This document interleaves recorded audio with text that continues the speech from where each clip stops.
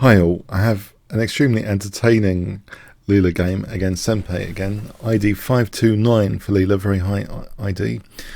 This is a very fast and furious time limit, 40 moves per minute.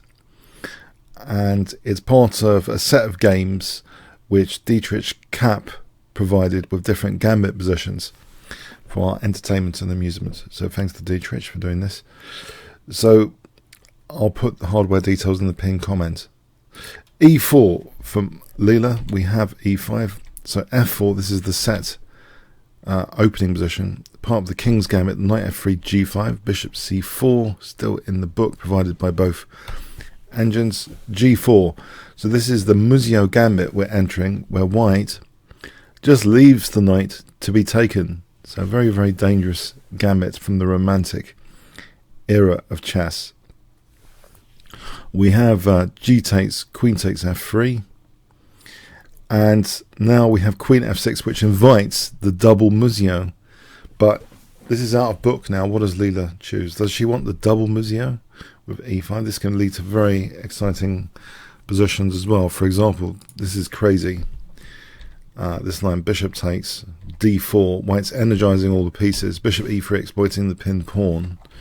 But with Queen G7, it seems as though this might be Black's best hope for survival, and Black might actually be okay. For example, this line, Black ends up doing very well here. Black has a big edge there. So it seems as though it's not entirely sound. Funny enough, the double Fuzhou gambit might not be entirely sound, but Leela doesn't go crazy here with E5. She plays a very modest move, D3. So I find this quite fascinating because in Chess Space Livebook this is actually a rare move to use in this position. I guess it positively seems negative because it invites Black to develop a piece with check in a sense. Now we have D6, Knight C3, Knight E7. White gets that F pawn. So for the sacrificed knight, what is there to show so far? Well, there's an extra pawn for white. There's a bit of a lead in development. Knight BC6. Here it's very dangerous actually with Knight G6 because there's Knight D5 not only protecting the bishop but hitting the queen. For example here, then there's Bishop E5 hitting the queen and also F7. So say Queen takes, this continuation is a total disaster. Check, mate. And you might be wondering in this line, Knight takes this one, Queen F6 threatening Queen E7 and the rook.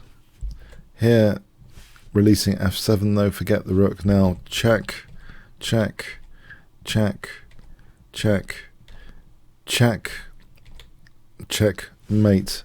So there's some very attractive lines which imply that Knight G6 might not be the best move in the world. So Knight BC6 was played. And now just a very, very simple looking idea here is played. Knight D5.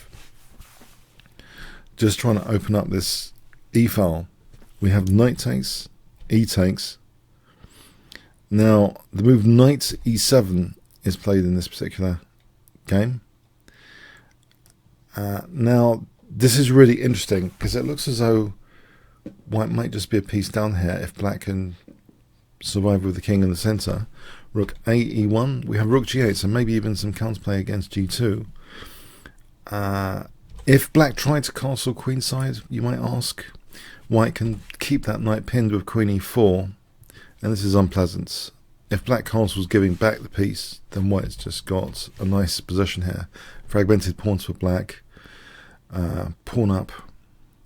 It's a very good looking position for white. Good prospects. So we have Rook G8. Now C3. So on a mission to push the bishop back and kind of weaken D6.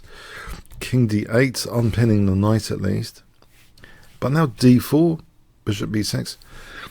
And this is why the game really actually intrigued me and excited me, because I'm not sure I remember a Morphy game example like this. But I think Morphy would be proud of this combination. White to play here.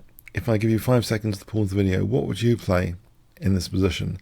There's actually a really deep tactical sequence here involving pins, I must warn you.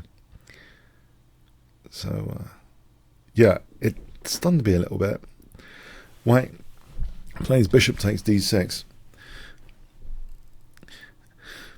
And you might think, well, okay, it looks stereotypically correct, but the proof is in the pudding. If queen takes f3, then bishop takes e7 check, and then taking back on f3, and that's a nice position for white. White's just got the piece back with a big advantage and extra pawns. So black plays queen takes d6, holding e7. What's the problem here? White's now 2 pieces down, right? The king's in the center, but there is f7 to take. Now this forcing move here leads now to queen g7.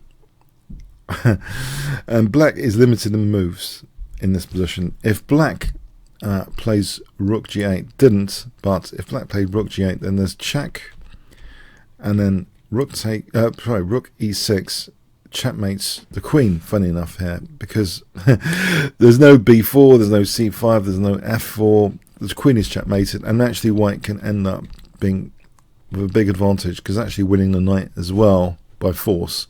If there, then again winning the knight by force, because if here, then there's queen f8.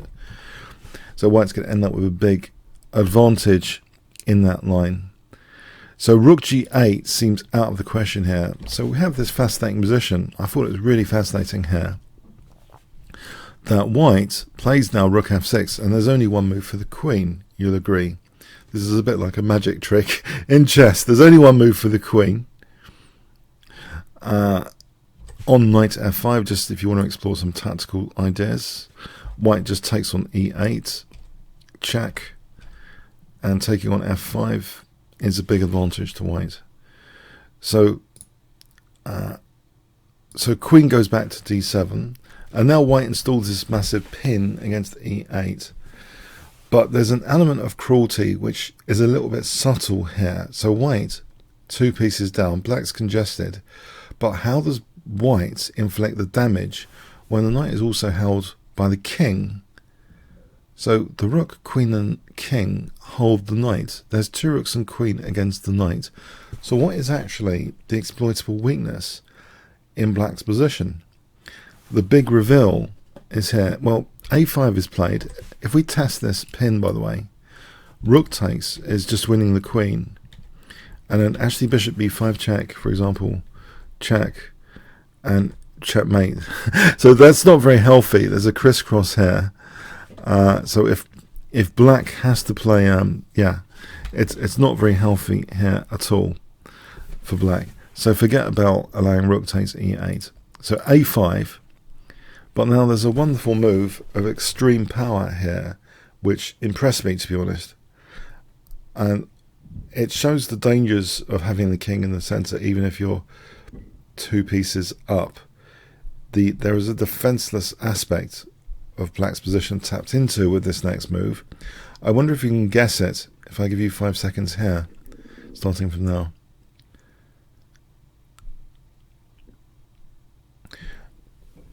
Okay, queen f6. Not only is the pin made absolute, and you could have done that with queen g5, but queen f6 also cooperates not just with the rook on e7, but on the d6 square, meaning d6 now is on the cards, and black is not in a position to defend against d6. d6 is on the cards. Black realizes the kind of helplessness of this position and tries to desperately sack the queen. Yeah, if a4, d6, c takes, rook takes d6, and white's going to get a big advantage here.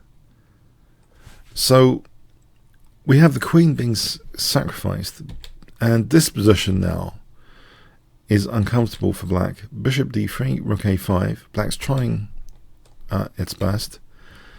h4, a3, b4.